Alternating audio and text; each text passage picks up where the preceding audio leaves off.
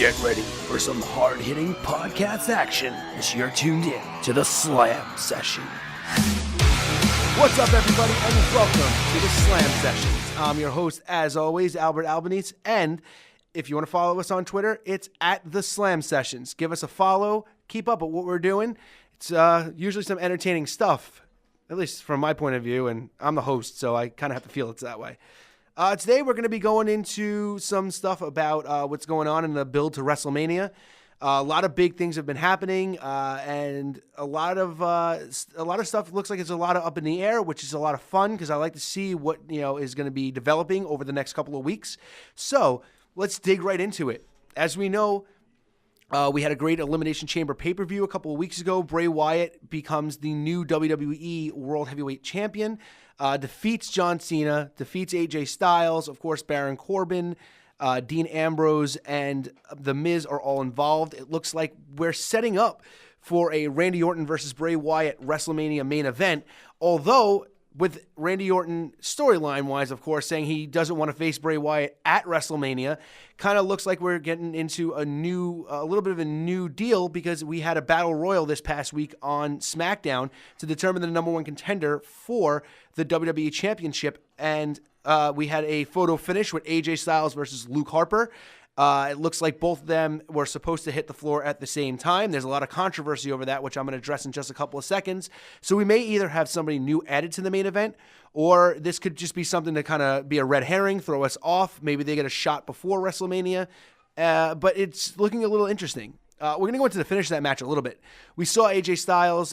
Looks like he really did hit the floor first. And a lot of people are complaining about it. Well, they should just give it to Luke Harper. But it's not what the storyline calls for. It's obvious that they want to stretch this out a little bit. This is probably going to be one of those things that leads AJ Styles into his match with Shane McMahon. Could be something to maybe even insert Luke Harper into the main event of WrestleMania. And these are things that I like. I've been on this podcast for weeks now preaching the idea that, oh, hey, we don't have any new talent breaking into the main event scene. You could be arguing that, an argument can be made that Bray Wyatt's already a main eventer. He's been facing the top talent in WWE for a very long time, just hasn't gotten a World Heavyweight Championship, and now he's finally gotten that. So we can see that Bray now is, a top tier guy. So if we add a guy like Luke Harper into this main event, the Wyatt family implodes at WrestleMania. This kind of makes it a little bit of a new, main guy. I mean, Luke Harper can now be, considered a main eventer, which is fun. It adds new flavor into the main event. It doesn't make everything stagnant. And I've complained for over the past couple of months that the only guys that were in the world title picture for a very long time was a combination of about three guys: AJ Styles, Dean Ambrose, and John Cena. Now we've introduced Baron Corbin getting a little bit more of a push. The Miz, who has done excellent work as a heel. I've been praising The Miz for weeks, has done a great job. He deserves to be looked at as more of a main event guy. Dean Ambrose is still hanging around there, and then we have Bray Wyatt as our new champion. John Cena took a loss on SmackDown last week, put Bray Wyatt over. There was a lot of talk saying that when Bray was pinning Cena actually whispered to him, "You're a proper champion now," which, again, I know this is a controversial topic. I know a lot of people don't like John Cena. I know there's a lot of hatred for him, but man, you cannot deny the fact that this guy is going above and beyond to correct a lot of the mistakes that were made in booking John Cena for even just a couple of years ago. A lot of people blame John Cena for the idea that he was actually the guy who killed the momentum that Bray Wyatt had, and he kind of almost never recovered from it when Cena beat Bray Wyatt at WrestleMania a few years ago. Personally, I don't think that a loss to a guy like Cena hurts you. It should help you. I think it was the booking of Bray Wyatt afterwards that killed him, not what John Cena did. They had to get Cena ready for another world title run. They wanted to put him over the big new guy in Bray Wyatt. And a lot of people don't complain about a couple of years ago when The Undertaker actually beat Bray Wyatt at WrestleMania when he never showed up. He never helped to the build. Bray Wyatt carried that WrestleMania program the entire way, and Undertaker won. So why is it just that because everybody hates John Cena so damn much that we all want to just single out John Cena and say, well, he's the guy who killed Bray Wyatt? How do you not see that The Undertaker could have killed Bray Wyatt's momentum? I know it's WrestleMania. I know a lot of people didn't want to see Undertaker lose 2 years in a row. You got to remember, this was the year after Undertaker had lost the streak to Brock Lesnar. So this is a huge opportunity, though, to put somebody like Bray Wyatt on the map by giving him a win at WrestleMania, and they chose not to.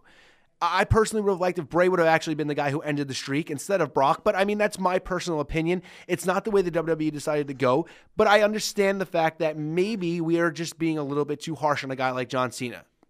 Now, conversely, on Monday Night Raw, the other guy who is always in contention with the fans, Roman Reigns, for a couple of weeks has been beating up the tag team champions. This is something I do not agree with, which is, let's face it, I've been pumping up Roman Reigns since this podcast started. I've been defending, the WWE's booking of Roman Reigns, but there's no defending him beating up the tag team champions. These guys shouldn't be the guys who are getting beat up by him. I understand that they kind of have to keep a separation between Strowman and Reigns to really make Strowman look strong. They're, putting him over guys like Mark Henry in the Big Show is a good way to show that, Braun Strowman and now maybe even Luke Harper are that next generation of the big guys in WWE.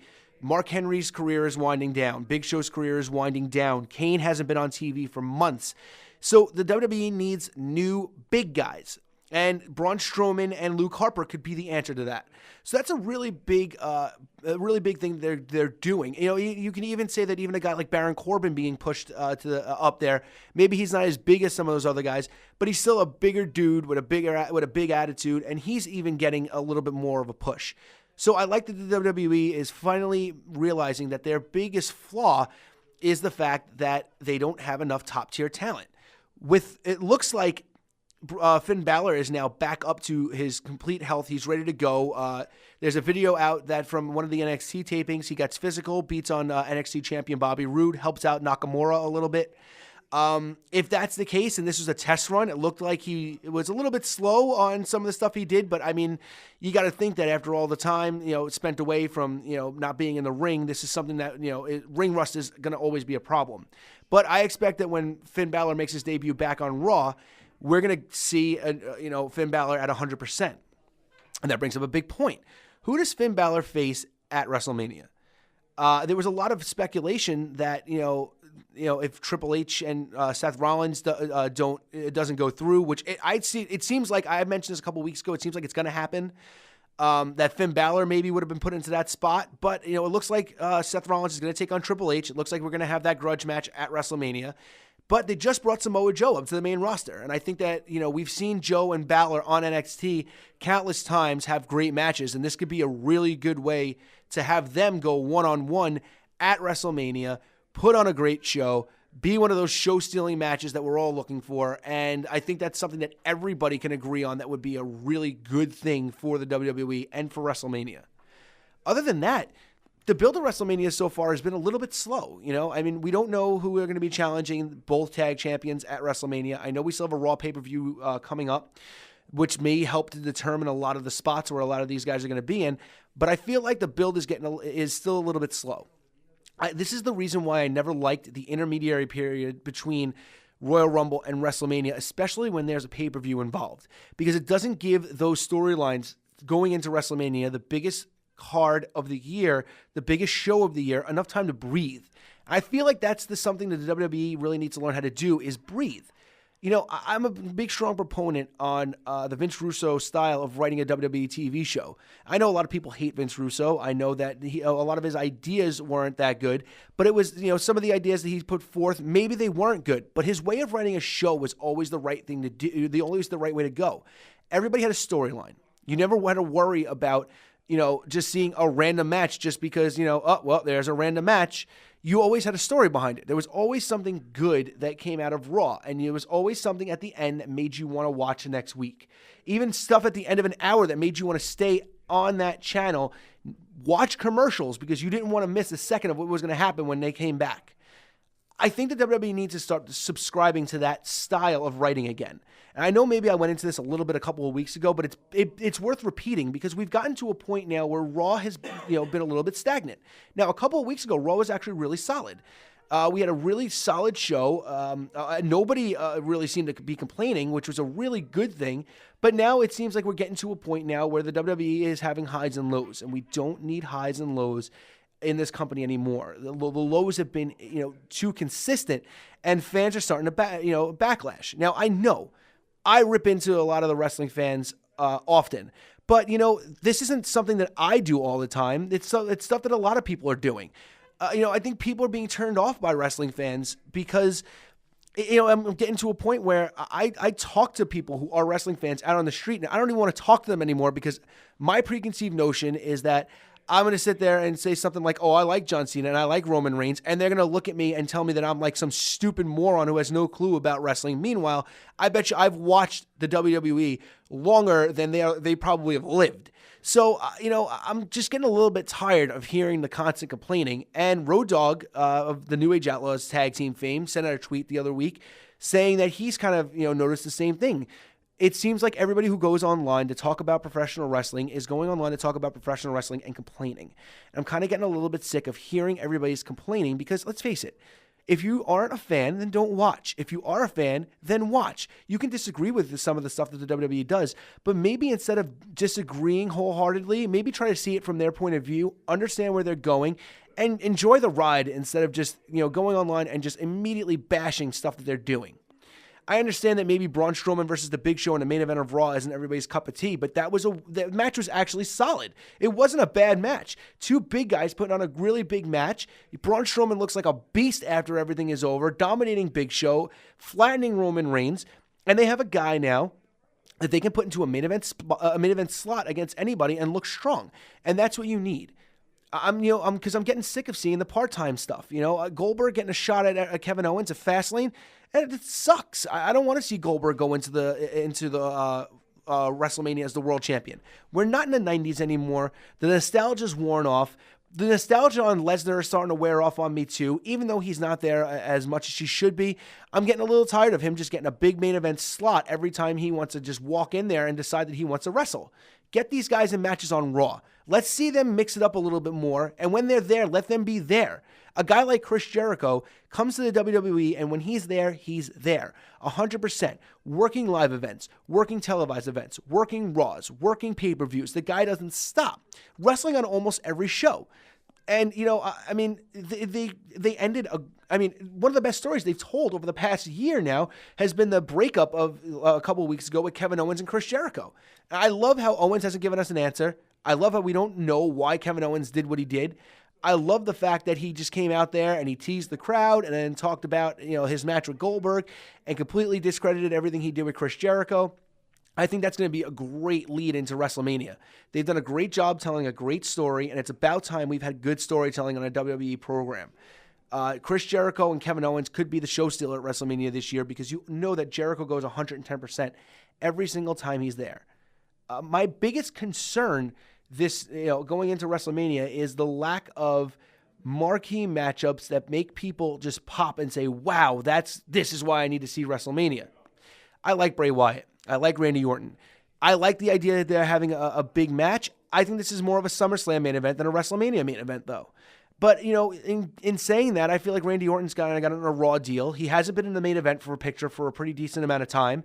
He's been biding his time. He deserves a big slot at a WrestleMania. So this is a really good thing for Randy Orton to be put into a main event slot. I just feel like the timing might be a little bit off.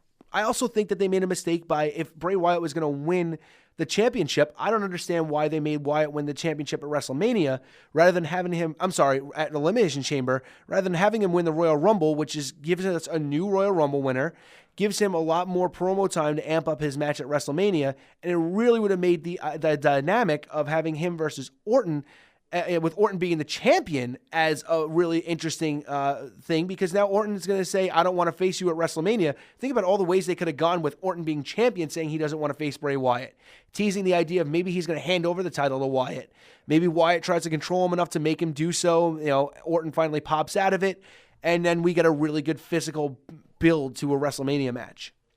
Other than that, there's nothing that I'm sitting there and I'm thinking, man, this is what WrestleMania really is all about. Except for maybe, and I know I'm going to get a lot of heat over this, but Roman Reigns versus The Undertaker. It's the right move. It's the right time with the right guy. Reigns needs to work with The Undertaker. He needs to get a little bit more legitimacy. And I don't even think Reigns should win the match, but I think him being competitive, making it show that he could have, at any second could have had that 1, 2, 3 on The Undertaker, build him a little bit more. And I know I said this might make him turn heel. And you know what? At this point, maybe that's not the worst thing. But the thing I don't want is to have Roman Reigns turn heel and have all the people who have been hating on him for the past couple of weeks hear him cut a promo on the fans, rip into them, and have all the fans now all of a sudden be like, oh, that's the Roman Reigns I've always wanted to see. Man, he's doing great now. And now everybody loves Reigns, and he's getting cheered when he should be a bad guy, because wrestling fans have the tendency to do these things. It's kind of getting to a point now where it's distracting me from the matches, from watching the shows, hearing people boo Reigns. It's like, okay, I get it, but it's old. Hearing the John Cena sucks chants during his entrance, I get it, but it's old. The thing is that a lot of people are comparing the John Cena situation to the Kurt Angle situation, that when Angle used to come out and used to hear the "you suck" chants, it was even a term of endearment at points because, everybody loved Angle, but those chants were so fun to do. The Cena sucks chants aren't as fun. They're not the "you suck" Kurt Angle chants. It's not the same thing. Cena as a babyface is the only way to go from, he's in the twilight of his career. He's going to be ending his career soon. And we're going to get to a point now where we're going to have Roman Reigns be the guy who ends, be the guy who, takes over for Cena. And we have to kind of just accept it and move on. I don't want another 15 years of Roman Reigns being a top guy getting booed, because I'm sick of hearing it with John Cena already. It's going to turn me off to the product. And it's not going to be the WWE, and you can blame them all you want by not turning him heel. But you guys all know that once he turns heel, in a couple of months, he's going to win everybody over, because nobody hates Roman Reigns. Everybody just likes to boo the big good guy. And that's the biggest issue I have with fans right now. We'll move on a little bit. It looks like we're setting up for a John Cena and Nikki Bella versus Miz and Maurice mixed tag match at WrestleMania. And man, I understand that maybe they don't have anything for Cena to do, but man, put Cena somewhere else. I love The Miz. I think he's fantastic in doing what he's doing. He's a great heel. I think he's worthy of having a good WrestleMania match. But man, just maybe put Bella and Maurice on the outside. Doing a mixed tag matches is always boring to me. It's not intriguing. Cena versus The Miz would be a lot more intriguing by themselves rather than having the women involved in the match. If they're involved in the build, that's fun. That seems like one of those things that you put Miz versus Cena in the ring at WrestleMania, and then the next SmackDown pay-per-view, you have Cena and The Miz in the mixed tag match with Nikki and Maurice. Other than that, there's a lot of other guys who kind of deserve big spots at WrestleMania that seem like they're a little bit in limbo right now. Guys like Baron Corbin, Dean Ambrose. It looks like they're building for them at WrestleMania. It could be that if they face each other, but it also might be a multi-man match for the Intercontinental Championship. We don't know what's going to go on with the U.S. title. Jericho being out doesn't lend itself to making a proper build, and I don't see Kevin Owens going over on Jericho and winning the U.S. title after he's had such a long reign with the World Championship. So there's a lot of big things that need to be settled right now. I don't know who's facing either tag team champion at WrestleMania. I don't know who's going to be in the Cruiserweight match. I don't know why they're not even thinking about doing like a multi-man or a gauntlet-style match for the Cruiserweights. I think that, a lot of these guys deserve a spot on the show. I think that, the big rumors now are Neville versus Aries, which will be a fun match, and they're two of my favorite guys to watch.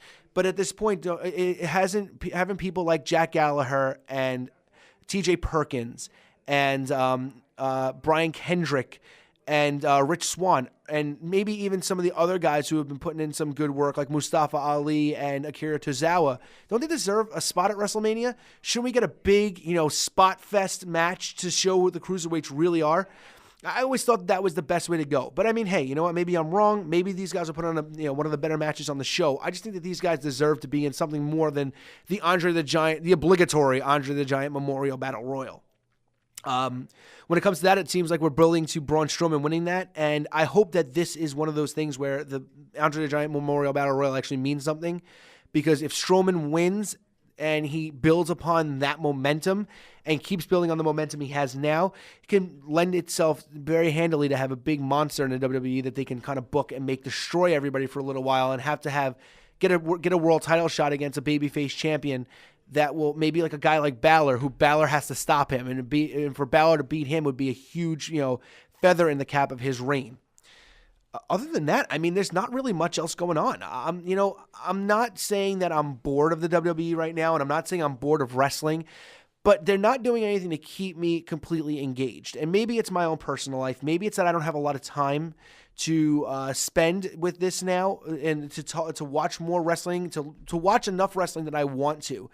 But I kind of feel like, they're not giving me something building up to a WrestleMania WrestleMania show that makes me want to, think, man, it's WrestleMania season. I can't wait. So maybe that's something that I feel they need to work on, and maybe that's something that everybody else kind of feels the same way about. That's going to be about it for this week. Like I said, I don't really feel there's a lot going on. So instead of droning out on a whole bunch of stuff and making myself, seem like I'm whining and complaining about stuff, I'd rather cut it off there and wait a week or two and let the WWE impress me so that when I come back and I do another one of these, I have enough stuff to talk about. Because let's face it, we're in a position where WrestleMania is coming up, and just like a couple of, if you guys are following me and you guys are football fans and you followed what myself and my friend Avi Schiffman have been doing on the Opening Whistle podcast leading up to the Super Bowl, it was a lot of fun. And I know that football is a lot more unpredictable than wrestling is because it's not scripted, but I want that feeling. I mean, my most hated team was in the Super Bowl, and I still could not wait for that big Sunday game. I'm a huge wrestling fan. WWE needs to give me something to sit there and go, man, I cannot wait for WrestleMania. And until they do that, these podcasts might be just a little bit negative. But by that point, as always, we end with a match of the week. And I was really trying to think of what match I can have you guys watch that would be a little bit interesting for everybody, that would be something that maybe somebody hasn't seen before, or maybe something that, is a little bit more relevant to the times. And to be quite honest, it's been hard for me to come up with some stuff. And, there was one match that popped into mind, and I think I'm going to use that in a little bit of a future podcast because I don't feel like it kind of fits right now. So what I'm going to do is I'm going to go with, everybody knows that I'm a huge fan of some old school stuff. And, one of my friends earlier today reminded me of a match that is one of the greatest matches of all time. And if you guys are younger fans and you haven't been wrestling fans for a long time and you're listening to this, one of the absolute must-see matches was a clinic put on at WrestleMania. And this is the thing. This is one of those things where, you think of WrestleMania time, you think of some of the bigger matches. One of the greatest matches of all time, Bret Hart defending the World Heavyweight Championship against Shawn Michaels, Iron Man match. The match goes 60 minutes. And if you haven't seen it, I'm not going to spoil what goes on, but it was the first Iron Man match in the WWE. And to this day, I almost feel like it's still one of the best. These guys went 60 minutes, wowing the crowd, doing stuff in that match that for 60 minutes you wouldn't even deem possible. It is a fast 60 minutes. You don't feel like you're watching that match for 60 minutes. You really feel like you're only watching it for a short period of time, and all of a sudden you look down at the clock and a half an hour has gone by.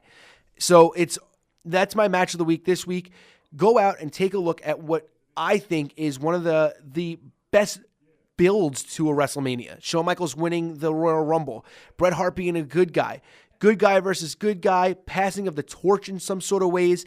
Bret puts over Shawn at WrestleMania, and Shawn Michaels starts his big reign, hits that plateau, gets to be one of the biggest main event guys. It's up until 98 where he had his back injury and had to lose the title to Austin.